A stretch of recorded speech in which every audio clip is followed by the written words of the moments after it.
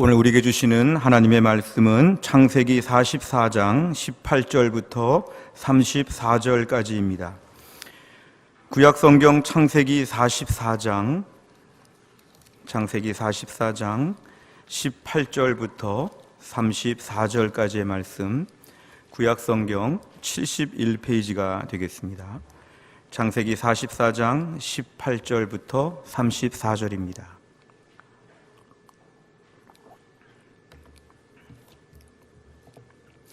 오늘 말씀은 교독하지 아니하고 제가 혼자 다 읽도록 하겠습니다. 창세기 44장 18절부터 34절까지 하나님 말씀을 읽겠습니다. 유다가 그에게 가까이 가서 이르되, 내 주여, 원하건대 당신의 종에게 내 주의 귀에 한 말씀을 아뢰게 하소서. 주의 종에게 노하지 마소서. 주는 바로와 같으심이니이다. 이전에 내 주께서 종들에게 물으시되, 너희는 아버지가 있느냐 아우가 있느냐 하시기에, 우리가 내 주께 아뢰되, 우리에게 아버지가 있으니 노인이요 또 그가 노년에 얻은 아들 청년이 있으니 그의 형은 죽고 그의 어머니가 남긴 것은 그뿐이므로 그의 아버지가 그를 사랑하나이다 하였더니, 주께서 또 종들에게 이르시되, 그를 내게로 데리고 내려와서 내가 그를 보게 하라 하시기로, 우리가 내 주께 말씀드리기를 그 아이는 그의 아버지를 떠나지 못할지니 떠나면 그의 아버지가 죽겠나이다. 주께서 또 주의 종들에게 말씀하시되, 너희 막내 아우가 너희와 함께 내려오지 아니하면 너희가 다시 내 얼굴을 보지 못하리라 하시기로, 우리가 주의 종 우리 아버지에게로 도로 올라가서 내 주의 말씀을 그에게 아뢰었나이다. 그 후에 우리 아버지가 다시 가서 곡물을 조금 사오라 하시기로, 우리가 이르되 우리가 내려갈 수 없나이다. 우리 막내 아우가 함께 가면 내려가려니와 막내 아우가 우리와 함께 가지 아니하면 그 사람의 얼굴을 볼 수 없음이니이다.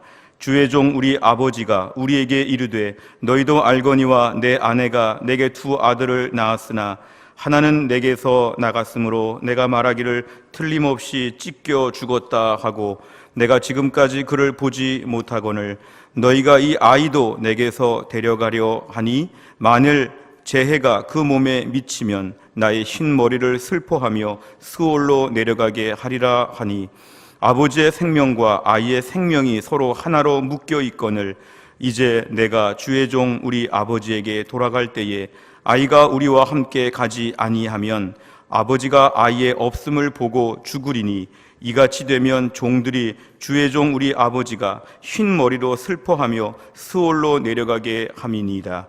주의 종이 내 아버지에게 아이를 담보하기를, 내가 이를 아버지께로 데리고 돌아오지 아니하면 영영이 아버지께 죄짐을 지리이다 하였사오니, 이제 주의 종으로 그 아이를 대신하여 머물러 있어 내 주의 종이 되게 하시고, 그 아이는 그의 형제들과 함께 올려 보내소서.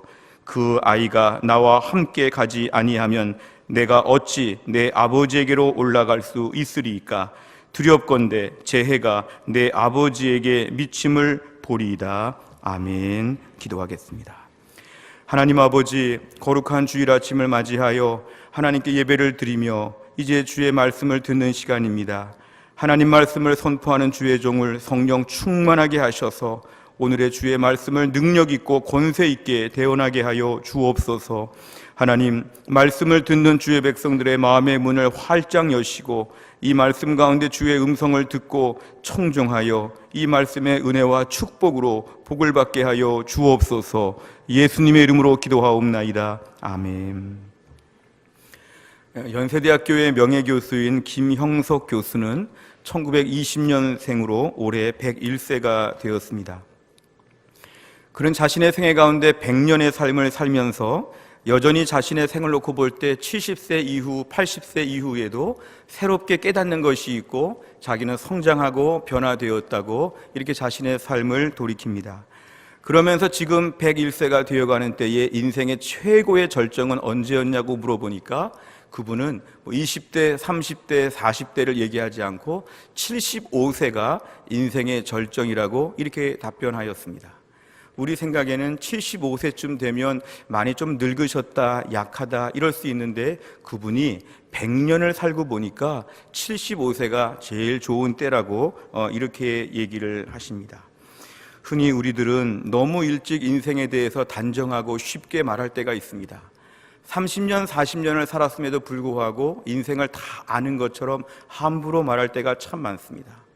우리 인생을 놓고 볼 때 때론 너무 부정적인 것은 내 인생은 참 어렵고 나는 참 미숙하고 내 인생에 참 못난 것이 많아서 한 4, 50년밖에 안 살아봤지만 내 인생은 앞으로 개선의 여지가 없다, 더 좋아질 일이 없다고 하면서 너무 쉽게 포기하는 분들이 있습니다. 50, 60, 70 이후에도 변할 수 있고 성장할 수 있고 나아질 수 있다는 것을 부정하는 분들이 의외로 많습니다. 어떤 분들은 지나치게 자신의 삶을 놓고 답을 다 아는 것처럼 너무 쉽게 말해서 내 자신의 삶에 대해서 다 아는 것처럼 이렇게 말하는 이러한 경우도 우리는 있습니다. 우리의 생을 좀 더 길게 놓고 볼 때 우린 과연 우리의 삶 가운데서 내가 좀 더 겸손해져야 되지 않을까, 좀 더 자유해져야 되지 않을까, 아직도 좀 기대할 바가 좀 남아있지 않을까, 뭔가 이러한 넓은 차원의 좀 스펙트럼을 저희는 가질 필요가 있습니다. 화면 한 장 보여주시면요, 스페인의 바르셀로나에 가면 신기한 건축물이 있다고 우리에게 알려져 있는데 안토니 가우디라고 하는 분이 설계해서 사그라다 파밀리아 성당이 바로 저 모습입니다. 자그마치 1884년부터 공사가 시작이 되어서 140년 가까이 공사가 여전히 진행되고 있습니다. 많은 관광객이 몰리고 있고 또 이미 완성된 부분들도 있지만 중요한 거는 아직도 크레인이 올라가고 있고 아직도 인부들이 한쪽에서는 계속 공사하고 있는 것이 저 성당의 특별한 모습입니다. 도대체 언제 다 지어갈지 알지 못하는 저 모습을 보면서 저는 저 사진을 볼 때마다 우리 인생을 놓고 많이 생각해 보게 됩니다. 어느 부분은 이미 좋아진 부분도 있고 다 되었지만 어느 부분은 아직도 땅을 파고 공사를 하고 있는 이 좀 아직도 공사 중인 부분이 남아있는 우리들의 좀 불완전하고 미숙한 모습.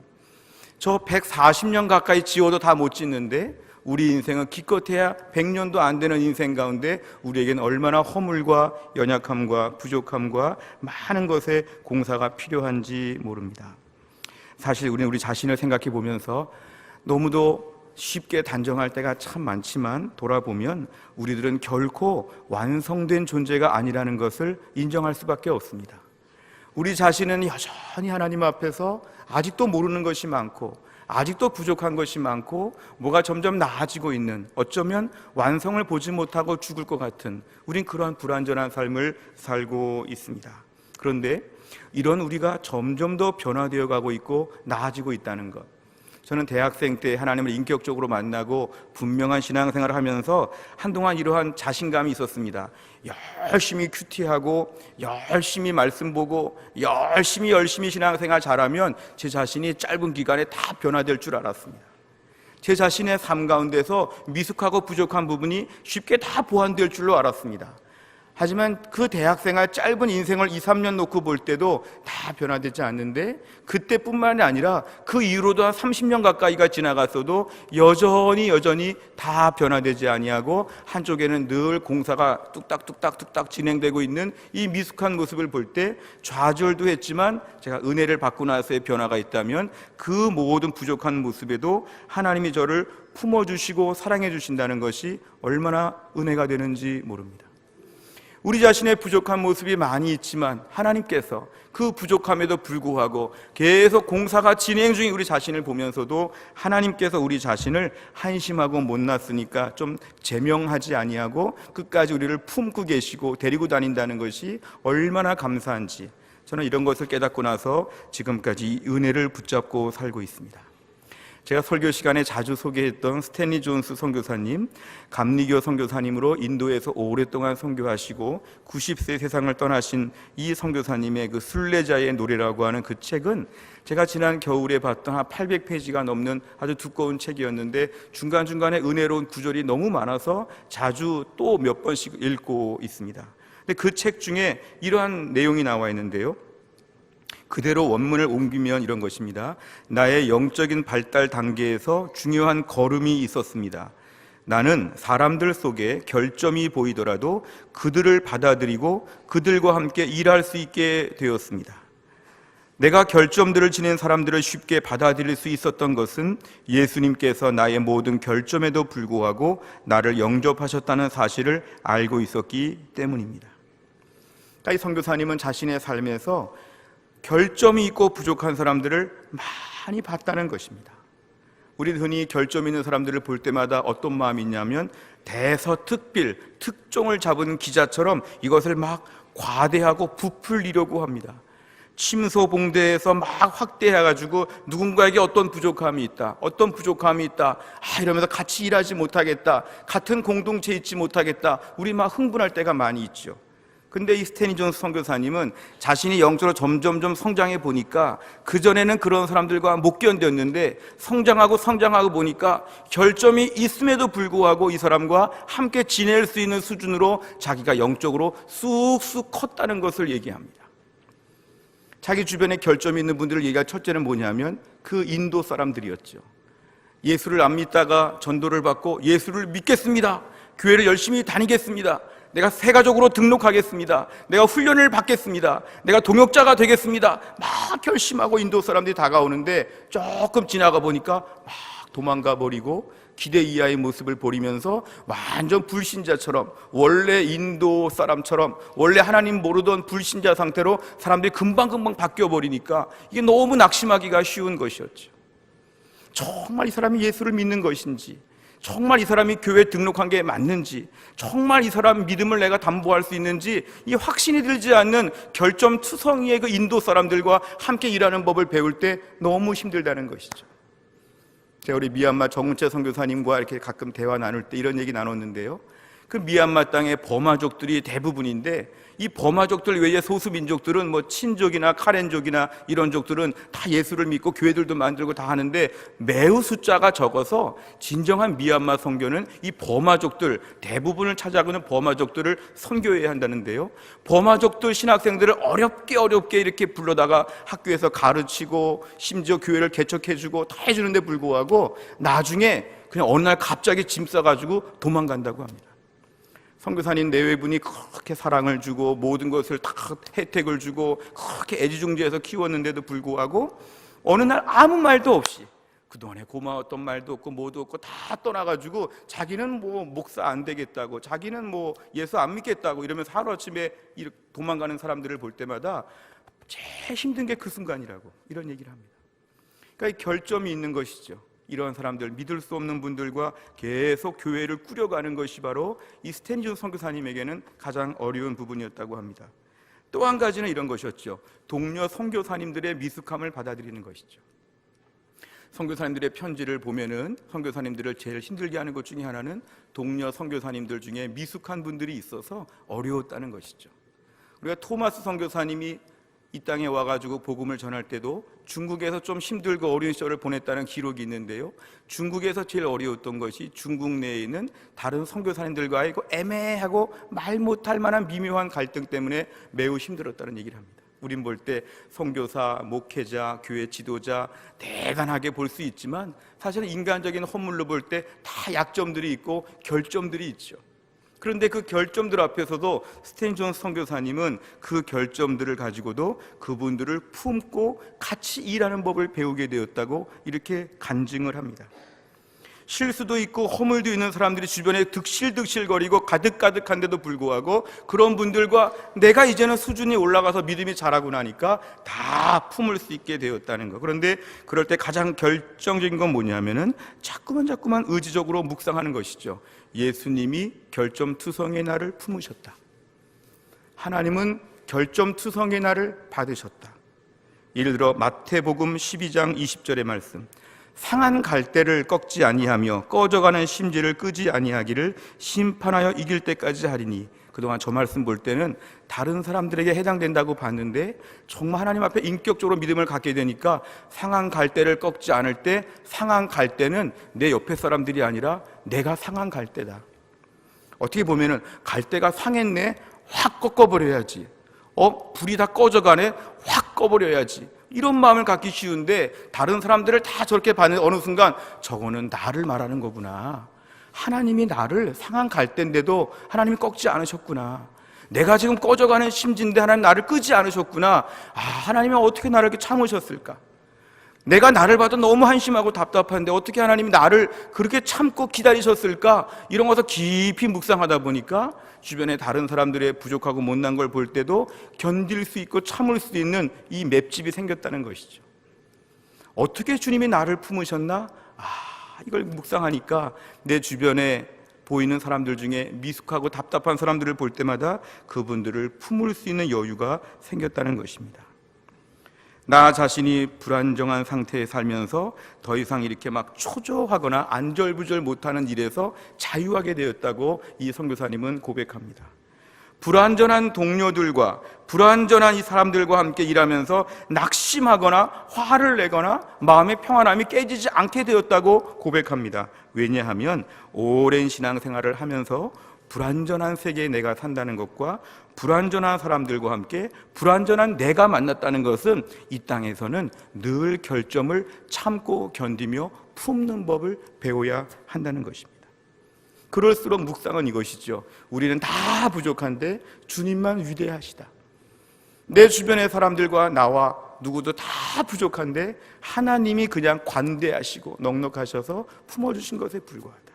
우리가 이러한 말씀을 중심으로 해서 오늘 본문을 보시면 우리가 야곱의 인생을 보고 야곱의 자녀들의 인생을 보게 됩니다. 제가 오늘 말씀을 묵상한 게 몇 주간 되면서요, 사실은 지난번 해성의 밤 때 저는 눈물나게 그 연극을 봤습니다. 우리 선곡을 봤는데 해성의 밤에 등장한 그 시몬과 또 요셉과 이런 이야기를 볼 때 저는 마음에 큰 감동이 있었습니다. 어떻게 저럴 수 있었을까에 대한 것을 이 자주 봤던 성경이지만 깊이 묵상하게 되었습니다. 그래서 해성의 밤에서 제가 받은 은혜를 가지고 오늘 말씀을 몇 주 동안 묵상하게 되었습니다. 사실 믿음의 계보에서 보면 이 야곱이라고 하는 인물은 아브라함과 이삭과 야곱이라고 하는 이 언약의 계통에서 볼 때는 이것은 매우 든든하고 하나님이 보장하신 언약의 축복에 이어지는 코스였는데요, 그 중에 이 막내 이 야곱이라고 하는 사람은 사실은 아버지의 복을 자기가 받고 할아버지의 복을 자기가 받는 게 맞음에도 불구하고 그는 인간적인 시기와 질투가 가득하였습니다. 형에게 막 팥죽을 관련돼서 막 형을 막 속이기도 하고, 막 눈 안 보이는, 앞 못 보는 아버지를 막 속이기도 하고, 막 그냥 짐승의 털을 가지고 옷을 입으면서 막 이렇게 막 사기를 치기도 하고, 좀 이렇게 여러 가지 편법을 동원하면서 하나님이 어차피 그에게 보장하여 주실 복을 쟁취하려고 막 앞다투어서 막 그렇게 인생을 살았지요. 하나님이 그에게 주실 복을 그는 그냥 믿음으로 받아들이기보다는 인간적인 수단을 동원해서 막 가로채려고 했습니다. 그러니까 야곱의 인생이 매우 복잡하고 매우 험악해졌습니다. 결국 그는 자기를 죽이려고 하는 형을 피해서 자기가 형의 복을 가로채는 사건들을 통해서 형이 막 분노했기 때문에 집을 떠날 정도로 먼 길을 자기는 도망가야 됐고, 그동안에 집에서 고이고이 자라던 이 도련님 같은 이 야곱이 벌판에서 하나님과 독대해서 베델의 시간, 예배 시간을 갖게 되었고, 그래가지고 두려움과 공포 속에서 이제 삼촌집에 가서 20년 동안 일을 하는데 자기도 좀 사기꾼이고 남을 잘 속이지만 임자를 만났죠. 자기 삼촌 라반은 훨씬 잘 속이고 훨씬 더 센 사람이었죠. 그러니까 자기가 좀 못됐는데 더 못된 사람 만나가지고 야곱이 험악한 세월을 다 보내게 되었습니다. 나중에 자기가 아내를 얻는 과정, 결혼하는 과정이나 아니면 자신이 수고한 것에 대가를 받는 과정에서도 그는 처절하고 비참하게 속임을 당하고 아주 큰 코를 당하면서 어려움을 겪었습니다. 하지만 그는 돌아오는 과정에서, 자기 고향 가나안 땅으로 돌아오는 과정에서 하나님을 다시 한번 만나게 되고, 이렇게 발 뒤꿈치를 막 잡는 이 사기꾼 같은 인생에서 결국에는 이스라엘이라고 하는, 하나님과 겨루어 이겼다고 하는 이스라엘 이름을 가지고 고향에 돌아와 이제 거의 정착하게 되었습니다. 여기까지 보면 이 야곱의 인생은 젊었을 때부터 거의 100살까지의 모든 인생이 여러 가지 사건이 많으면서 야곱이 많이 다듬어졌지요. 많이 다듬어지고 어려움을 통해서, 고통을 통해서 야곱이 많이 이렇게 믿음의 사람으로 만들어져서 그 긴 세월의 인생을 느끼게 하는데요, 창세기 37장쯤에 오게 되면은 이 야곱이 아직도 부족한 부분이 있습니다. 그건 뭐냐 하면 자기 가정 안에서 자녀들이 모두 아들이 12명인데 그 12명을 골고루 사랑하는 법을 그는 아직도 몰랐습니다. 12명의 자식이 있는데 마치 자식은 요셉 하나 있는 것처럼 12명 중에서 하나만 편애하며 살아왔던 것은 이 야곱이 그 숱한 생애를 훈련받고 변화된다고 하고 노인이 되었지만은 아직도 그에게는 매우 부족한 인격적인 면이었죠. 창세기 37장 3절과 4절을 보면 요셉은 노년에 얻은 아들이므로 이스라엘이 여러 아들들보다 그를 더 사랑함으로 그를 위하여 채색 옷을 지었더니 그의 형들이 아버지가 형들보다 그를 더 사랑함을 보고 그를 미워하여 그에게 편안하게 말할 수가 없더라. 전형적인 역기능적인 가정이었죠. 아버지가 요셉 하나만을 사랑하고 남들은 다 누더기 옷 같은 거 입혔는데 채색 옷, 아주 컬러풀한 옷을 이 요셉에게만 입혔다는 것은 가정에서 야곱이 잘하지 못한 것이었습니다.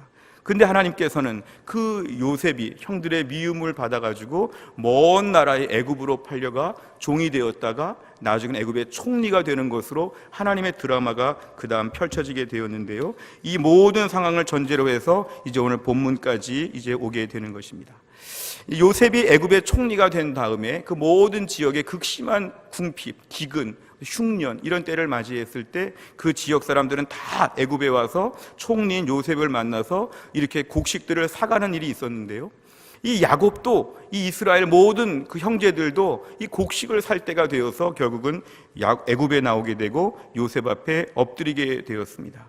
이 모든 일을 볼 때 어떻게 보면 형들이 막 나쁜 짓을 했고 그리고 막 괴롭혔지만 하나님은 창세기 45장 5절을 통해서 요셉은 이렇게 고백합니다. 당신들이 나를 이곳에 팔았다고 해서 근심하지 마소서, 한탄하지 마소서. 하나님이 생명을 구원하시려고 나를 당신들보다 먼저 보내셨나이다. 요셉이 결국 믿음이 있으니까 이렇게 해석을 하는 것이죠. 아버지가 나를 편애했고 형들은 나를 미워했고 형들은 나를 먼 나라에 인신매매로 돈 받고 팔았고 나는 먼 나라에 와서 종이 되었고 억울한 누명을 쓰고 감옥에 가게 되었고 하나님의 은혜로 왕의 꿈을 풀이해서 애굽의 총리가 되었고 애굽의 총리가 되어서 많은 곡식들을 7년 풍년 동안에 다 모아두었다가 흉년의 때에 애굽 사람들을 먹여 살릴 뿐만 아니라 주변의 많은 사람들, 특별히 오늘 야곱과 자기 형제들까지도 다 먹여 살릴 수 있도록 하나님이 역사하셨다고 믿음의 고백을 하는 것이죠. 하나님의 드라마가 펼쳐져 있는데요, 문제는 이제 형들과 요셉의 사이에 있었던 이야기가 오늘 본문에 등장합니다. 요셉은 자신이 지금 모든 걸 다 잊어버리고 자신의 이름, 아들들의 이름을 므낫세, 에브라임으로 지으면서 이젠 다 잊어버렸다, 옛날 생활 다 정리하고 여기서 믿음으로 잘 살아야겠다 결심했을 때 어느 날 자기 형들이 자기한테 와서 엎드리면서 곡식을 사러 온 것을 만나게 됩니다. 그러면서 곡식을 살 때 요셉은 형들을 알아보고 형들을 테스트합니다. 형들이 지금도 옛날에 못된 마음을 가지고 있나? 형들의 마음이 변화되었을까? 우리 형들의 마음이 과연 옛날 수준일까? 좀 나아졌을까? 요셉이 테스트를 합니다. 그 테스트는 바로 뭐였냐면은 가가지고 어차피 두 번째 곡식을 사러 올 때에 이 막내 베냐민을 좀 데려와 보라고 합니다. 이 막내 베냐민을 데려와 보라고 하는 것은 뭐냐면 이 데려오면서 형들의 반응과 가정적인 모든 것을 요셉이 알고자 한 것이죠. 그런데 이때의 중요한 것은 아버지 야곱이 여전히 변화되지 않은 모습을 보입니다. 옛날에 그렇게 요셉 하더니 이제 요셉이 없으니까 베냐민 하면서 베냐민을 향해서 매우 집중하고 편애합니다. 형들이 볼 때 매우 서운할 정도로 이제는 베냐민밖에 없는 것이죠. 나머지 12명의 자식 중에서 나머지 10명은 다 헛개비로 보이는 것이죠. 우리 아들이 어디 있나? 베냐민 하나밖에 없다, 뭐 이런 식인 것이죠. 형들이 볼 때는 아버지가 여전히 100살이 넘어서 여전히 아버지는 미숙하고 한참 부족한 것입니다. 창세기 42장 4절에 보니까 야곱이 요셉의 아우 베냐민은 그의 형들과 함께 보내지 아니하였으니 이는 그의 생각에 재난이 그에게 미칠까 두려워함이로라. 다른 자식들 다 보내면서 베냐민은 안 보내는 것이죠. 왜냐하면 혹시나 가서 어려움을 당해서 다 죽을 수 있어도 베냐민은 내가 안 보냈으니까 안전하다는 식이죠. 다른 자식들 귀한 건 모르고 베냐민만 귀하다는 것이 바로 저 말씀에 분명히 나와 있습니다. 창세기 42장 38절에 봐도 야곱이 이르되 내 아들은 너희와 함께 내려가지 못하리니 그의 형은 죽고 그만 남았습니다. 만일 너희가 가는 길에서 재난이 그에게 미치면 너희가 내 흰 머리를 슬퍼하며 스올로 내려가게 함이 되리라. 결국 자기는 지금 아들 하나밖에 없는데 이 아들 데려가면 안 된다고 하는, 마치 다른 형들은 그냥 집의 종들처럼 보고 집안의 아들은 하나인 것처럼 보는 게 야곱의 모습이었습니다. 야곱이 죽을 때가 147년이었고요 147세였고 애굽에서 한 17년 삼았다고 볼 때, 오늘 본문 당시의 배경은 야곱이 정말 믿음의 훈련도 많이 받고 역경 다 지나가고 인생의 후반부에 좀 더 성숙했을 것이라고 기대할 만한 야곱이 아직도 이런 모습으로 있다는 것이 문제였죠. 그런데 이 야곱의 모습은 옛날과 똑같은데 달라진 게 바로 뭐냐면 요셉의 형들이 달라졌다는 게 문제죠. 오늘 본문의 22절 같이 한번 읽어볼까요? 시작. 우리가 내 주께 말씀드리기를 그 아이는 그의 아버지를 떠나지 못할지니 떠나면 그의 아버지가 죽겠나이다. 아멘. 오늘 제일 중요한 말씀입니다. 그전에는 요셉을 향해서 형들이 저런 마음 없었죠. 요셉을 내가 만약에 죽이거나 어디로 팔거나 그러면 우리 아버지가 좀 힘들어도 그 아버지 그냥 뭐 그렇겠지? 아버지의 마음, 아버지의 상태에 대해서는 형들이 아무 생각이 없었죠. 근데 이제는 형들이 달라졌습니다. 이 아버지 야곱은 옛날처럼 똑같이 그냥 아들 요셉 아니면 베냐민, 나머지는 다 종들과 똑같은 아주 차별하는 아버지연에 불구하고 그 형들이 그동안에 바뀌니까 이제 우리 아버지 죽어요. 우리 베냐민 안 데려가면 아버지 죽어요. 우리 베냐민 그래서 귀해요. 우리 아버지가 우리는 아들처럼 안 보는 것 같고 베냐민만 아들 하는데 이 베냐민 없어지면 우리 아버지는 죽어버릴 거예요. 그러니까 이 베냐민은 우리 모두가 귀하게 보는 동생이에요. 그전 같으면 시샘과 질투, 베냐민은 얄미워 이렇게 했던 형들이 나중에 바뀌고 변화되었다는 것이죠.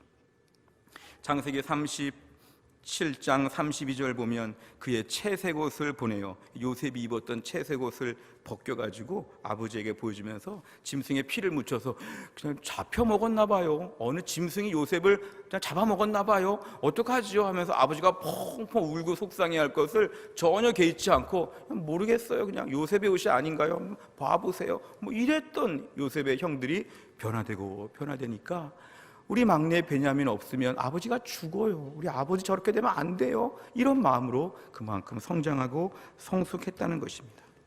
차마 우리 베냐민이 없는 것은 우리 아버지에게 보여드릴 수 없으니까 우리가 함께 베냐민을 지키자는 것이죠. 아버지가 정말 좋은 아버지인지, 아버지가 공평했는지, 아버지가 정말 자기들은 얼마나 서럽게 대했는지 이런 것들 하나도 기억하지 않고 계산하지 아니하고 오직 그냥 아버지가 베냐민을 좀 더 좋아하니까 이 베냐민만큼은 우리가 지켜야 되고 베냐민은 꼭 데려가야 돼요. 이러면서 아들들이 바뀌었다는 것이죠. 옛날의 서러움, 채색 옷을 12벌을 사와야 될 텐데 왜 한 벌만 사왔을까? 루벤이 장남이니까 장남에게 좀 주는 것인가? 별의별 계산을 아무리 해도 요셉 했던, 이제는 나이가 드니까 베냐민 하는 이 아버지, 이상해 보이는 우리 아버지를, 이 불완전한 아버지를 우리가 받아들인다는 것이죠. 받아들인다. 이 이상해 보이는 우리 아버지, 100살이 넘어도 변화되지 않는 아버지를 그냥 받아들이고 우리 아버지 마음을 잘 해드려야 되겠다. 이것이 바로 이 요셉의 형들의 마음이 바뀐 것입니다. 우리가 오늘날 우리 주변에 보이는 사람들을 보면 어떤 사람들은 하루하루가 다르게 변화되는 사람이 있고 어떤 사람은 한두 해에 변화되는 사람이 있고 그래도 5년, 10년 지나면서 성숙하고 변화되는 사람들이 있지만 한편으로 볼 때는 변화되지 않는 분들이 우리 주변에는 참 많습니다. 어떨 때는 5년, 10년 지나도 변화되지가 않습니다. 여전히 100살이 넘은 야곱처럼 안 변합니다. 때론 실제로 우리 부모님들 중에 그럴 수 있죠.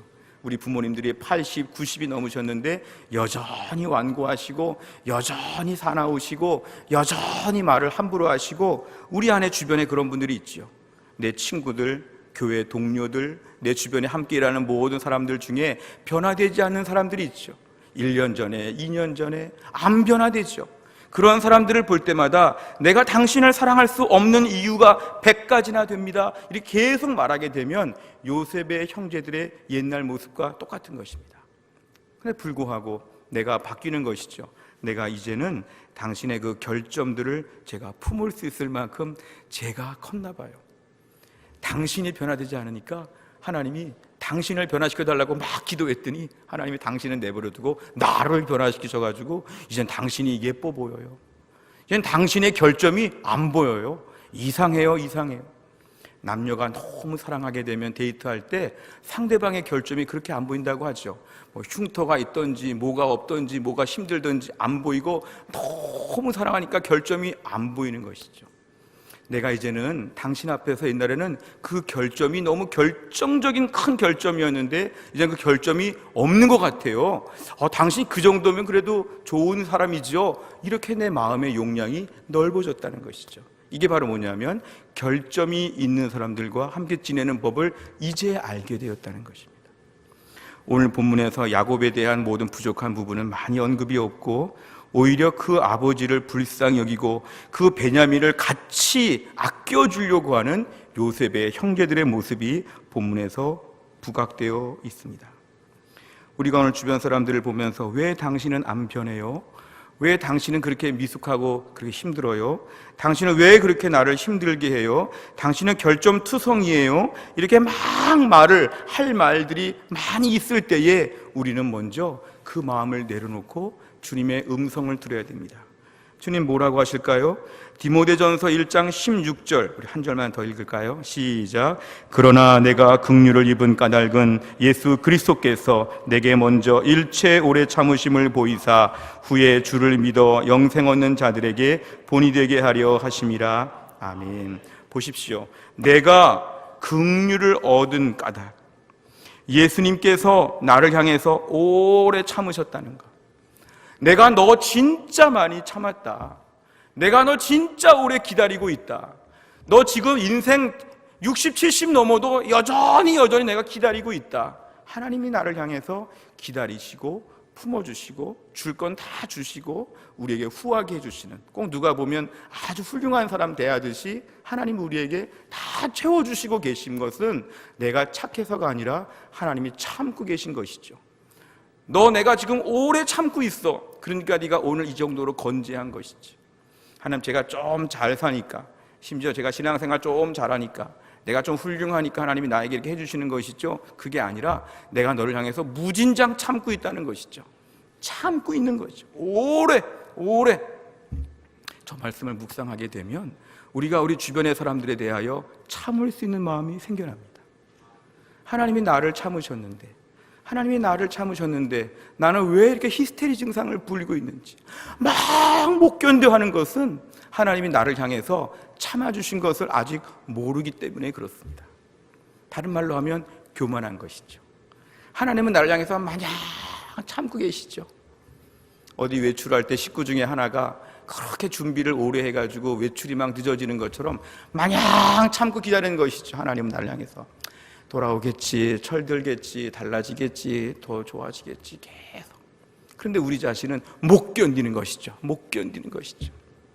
마치 우리가 무슨 버스를 탔는데요, 버스를 타기 전에 막 뛰어가면서 기사분이 그냥 막 출발할까봐 나를 좀 태워주세요 하고 간신히 그 버스를 타고 확 갔는데, 그 기사분이 조금 더 기다리면서 저기 누가 뒤에 또 뛰어오고 있으니까 저 사람도 태우자고 하면 어떤 반응을 보일까요? 못 견디는 것이죠. 나 늦었으니까 빨리 갑시다. 저 사람 늦게 오는 사람 태우면 늦습니다. 막 이렇게 얘기하면은 사람들이 아마 다 웃을 것이죠. 왜냐하면 당신은 혜택을 받는데 당신 다음 사람은 혜택을 못 보니까 이거는 매우 코미디 같은 상황이 벌어지는 것이죠. 문제는 결점 많은 나를 우리 주님이 받아주신 것을 기억하게 되면 우리는 다른 사람들의 결점에 대해서도 내가 받아들이고 같이 지낼 수 있는 것으로 성장해야 한다는 것입니다. 우리는 누구냐 하면 용서받은 사람이죠. 우린 누구냐 하면 기다림을 받은 사람이죠. 우린 누구냐 하면 하나님이 오래 참으신 사람들이죠. 그래서 우리의 삶 가운데에서는 완벽주의가 있을 수 없습니다. 무결점, 이건 우리에게는 쓸 수 없는 말이죠. 우린 심지어 이럴 때가 많은데요, 내가 누구를 만날 때마다 나는 좀 이래도 너는 100점이어야 돼, 이런 거 있죠. 사실 우리가 자녀를 키우면서 우리의 모순은 이거죠. 우리도 옛날에 사춘기 때 젊었을 때 부모성 많이 새겼는데 막상 우리가 부모가 되니까 우리 자녀들은 뭐 잘못하면 그렇게 못 참는 것이죠. 나 옛날에 더 했는데. 우리 어머니 아버지가 나를 향해서 얼마나 잘해주고 참아주고 기다렸는데 이제 우리 와서 우리 자녀들을 막 그냥 잡으려고 하는 마음이 우리 안에 막 들죠. 완벽한 배우자를 만나기 위해서 배우자는 지금도 완벽해지라고 직장에서도 좀 더 완벽한 사람들만 내 앞에 오라고, 내 완벽한 상사, 완벽한 부하, 교회 안에서도 완벽한 분들만 좀 만나고 싶은, 완벽한 분들끼리 좀 따로 살고 싶은 이러한 교만한 마음들. 나는 절대로 완벽하지 않은데 계속 완벽을 추구하면서 자꾸만 잣대를 높이는 것은 비성경적이라는 것입니다. 16세기 종교개혁에서는 세 그룹이 있었다고 우리가 알려져 있습니다. 하나는 당시에 로마 카톨릭이 있었죠. 로마 카톨릭 교회가 교황을 중심으로 해서 유럽 다 이렇게 지배하고 있었던 교회 시대였죠. 이럴 때 16세기의 종교개혁은 1517년에 루터에 의해서 이렇게 발단된 종교개혁은 종교개혁의 그룹이 막 생겨났죠. 그래서 막 독일의 루터가 있고 스위스의 쯔빙글리가 있고 뭐 다 이렇게 막 종교개혁이 막 일어나게 되었죠. 그런데 우리는 보통 거기까지 알고 있는데요, 종교개혁의 세 번째 그룹이 있습니다. 이게 바로 뭐냐면 급진 종교개혁이라는 것이 있습니다. 라디컬 리포메이션이라고 하는데요, 이 과격한주의죠.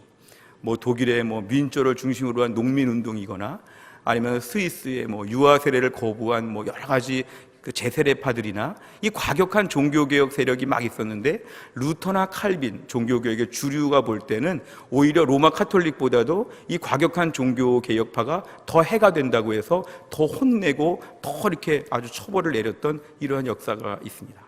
당시에 그 제세례파 급진 종교개혁 이 제3의 그룹은 어떤 일들을 많이 했냐면, 기존의 교회, 로마 카톨릭 교회가 아주 잘못되었는데 이걸 개혁하겠다고 하는 루터나 칼빈의 종교개혁은 미흡하다.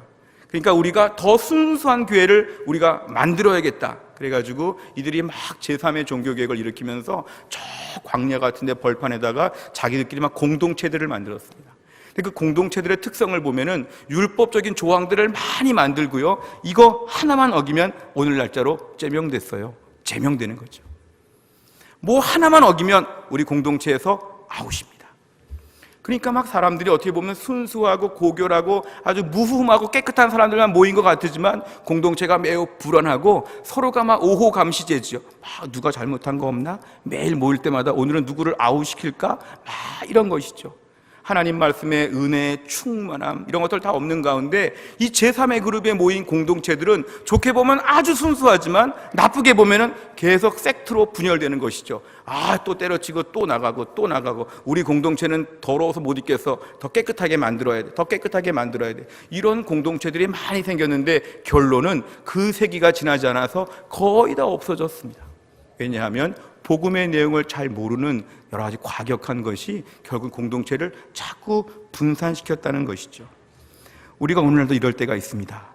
좀 더 우수하고 탁월하고 무흠하고 대단한 사람들과만 같이 어울리고 싶은 해성교회, 매우 완벽한 사람들끼리 모여서 고고하게 모여서 하는 아주 이런 멋있는 교회, 쩍하면 제명되고 아웃되고 탈락하고 이런 것들을 많이 만들어 놓고 그냥 그 모든 것을 통과할 만한 사람들의 우수 집단 같은, 이 완벽하고 무흠한 집단 같은 이런 것을 추구하는 것, 무결점이 있으면 못 견뎌 하는 마음들.